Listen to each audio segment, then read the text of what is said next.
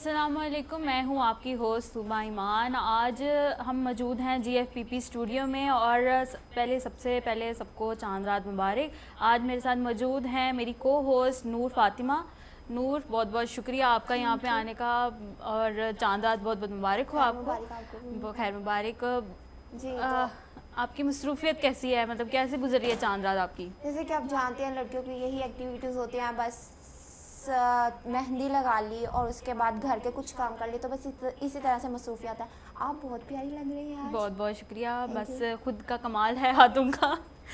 जैसे कि आप सब जानते हैं कि आज चांद रात का मौका है और इसी मौके पर हमारे साथ आज मौजूद हैं हमारे कुछ यूनिवर्सिटी फेलोज। जी तो हमजा, कुछ बताइए आप अपने बारे में।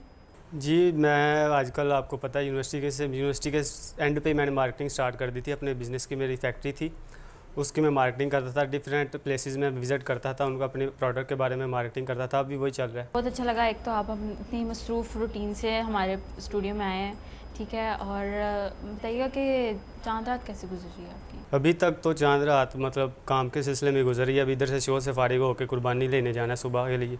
अभी तक मतलब मसरूफियात ही बहुत थी। साद, आप बताइएगा कि आजकल आप क्या मसरूफियत है आपकी और क्या आपकी रूटीन क्या है? बेसिकली मैंने जो है ना वो यूनिवर्सिटी के बाद जो है ना अपना शोरूम स्टार्ट किया है, गाड़ियों का शोरूम बेसिकली। तो माशाल्लाह बहुत अल्लाह का शुक्र है।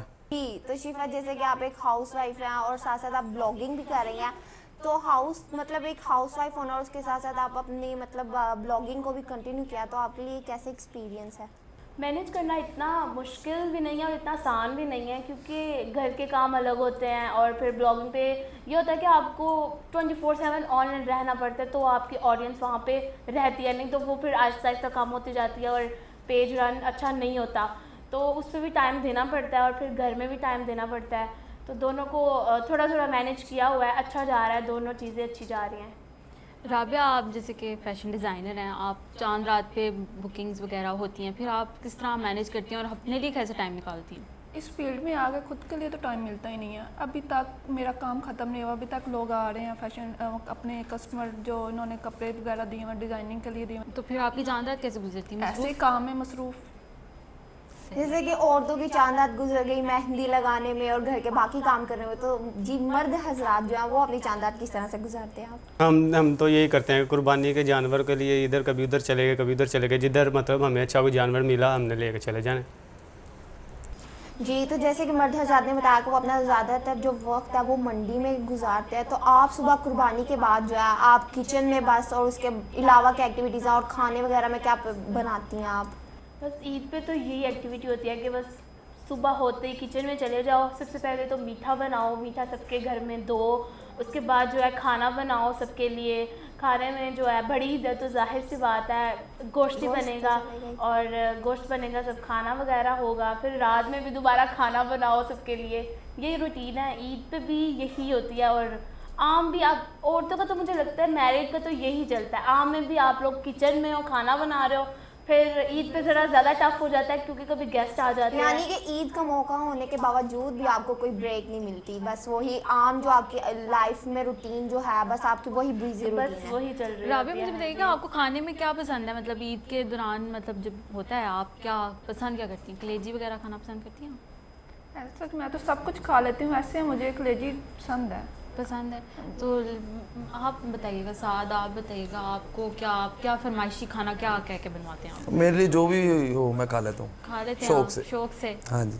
तो जैसा कि हमने पहले बताया कि हम यूनिवर्सिटी फेलोज़ हैं, तो मैं ये पूछना चाहूँगी कि यूनिवर्सिटी लाइफ में किस तरह की आपकी गुजरती थी और अब में कैसा डिफरेंस क्या है? यूनिवर्सिटी लाइफ में ये था कि टेंशन नहीं थी होती कोई भी। मतलब अब ये है कि अब बच्चों की टेंशन, फैमिली की टेंशन ये था। अब पहले तो ये था कि अब घर वाले थे पीछे, वो काम का मतलब हमें जो चाहिए था वो दे देते थे। अब खुद कमाना खुद खाना है, तो अब ये थोड़ा सा चेंज आ गया। काफ़ी हेक्टिक हाँ। हो गई रूटीन पहले से जी। बहुत ज़्यादा। तो साद आप बताइएगा, आप तो यूनिवर्सिटी लाइफ में बड़े जॉली से बंदे थे, बहुत ही हंसमुख, ये हम सबको छेड़ते थे और ये बहुत ही नॉटी थे। तो असल में आपको पता है जब आप में थोड़ी सीरियसनेस आई है कि नहीं? हाँ सीरियसनेस आपके सामने ही है। प्रैक्टिकल लाइफ जब से स्टार्ट हुई है ना, तब से थोड़ा सा जो है ना वो ज़रा हंसी मजाक से हट के थोड़ा सीरियस काम वगैरह के अंदर थोड़ा सा मसरूफ़ हो गए हैं। और जैसे आपको पता है जब बंदे की शादी वगैरह हो जाती है तो फिर आपको पता है हंसी मजाक तो चेहरे से वैसे ही हंसी उतर जाती है। जी तो शिफा आप कुछ बताना चाहेंगी? बहुत ज़्यादा चेंज आ जाता है क्योंकि ज़ाहिर है जब हम यूनिवर्सिटी में होते हैं, हम स्टूडेंट्स होते हैं, कोई फ़िक्र नहीं होती, बस जाना है, पढ़ना है, क्लासेस लेनी है, एंजॉय करना है, वापस आ जाना है। बाद में जब हम एक नए अपने घर चले जाते हैं, नए घर में, तो बहुत सी चीज़ें बदल जाती हैं और वो लाइफ नहीं रहती जो मतलब आपकी पर्सनल लाइफ जो वो खत्म हो गया, वो तो बिल्कुल ख़त्म हो जाती है क्योंकि आपका तो सब कुछ ही, आपके बच्चे या आपका हस्बैंड हो जाता है, तो अपनी लाइफ तो बिल्कुल ही साइड पे हो जाती है। आप अपनी पर्सनल टाइम किस तरह निकालती हैं फिर इस हेक्टिक रूटीन में? पर्सनल टाइम बस थोड़ा कभी निकल आता है कि जब सारे काम कर लिए हो, थोड़ा सा फ्री टाइम रह जाए तो वो अपने लिए निकल आता है, और वैसे तो बाकी ज़्यादातर टाइम तो दूसरों को ही देना पड़ता है। शिफा, आपको मैं बहुत देर से जानती हूँ, आपको ना गर्मी बहुत लगती है, अब तो पूरा दिन आप किचन में रहती हैं, तो आपको क्या फील, मतलब थकावट नहीं महसूस होती नहीं, खाना पका पका के? वो तो होती है, ज़ाहिर है हम भी इंसान हैं, बट फिर मैनेज तो करना पड़ता है क्योंकि जब पहले और लाइफ होती है, बाद में लाइफ और हो जाती है, तो फिर उनके सामने मैनेज करना पड़ता है। आप सबका बहुत बहुत शुक्रिया पहले तो कि हमारे शो पे आने के लिए, और हमारे शो का टाइम अब ख़त्म होता जा रहा है, तो हमज़ा आप क्या ऑडियंस को क्या अपने तरफ से मैसेज देना चाहेंगे? जी देखें, जैसे कि ईद का मौका है तो मैं ईद के हवाले से पैगाम दूंगा कि जब आप कुर्बानी करते हैं तो गोश्त जो है अपनी फ्रिजों में ना भरें, गरीबों में बांटें, क्योंकि ये कुर्बानी इसलिए होती है कि आप गरीबों का भला करें।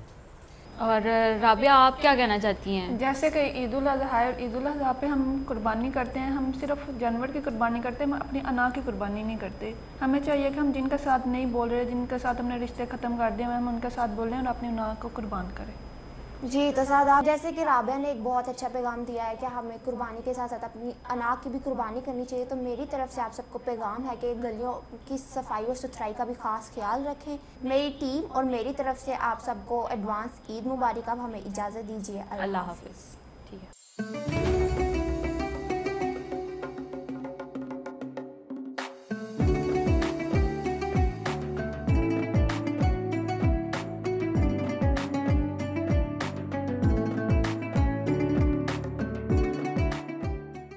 जिस्म के गैर ज़रूरी बालों से हमेशा के लिए निजात पाने के लिए राब्ता करें अल-शिफा फ्यूचर हॉस्पिटल गुजरांवाला।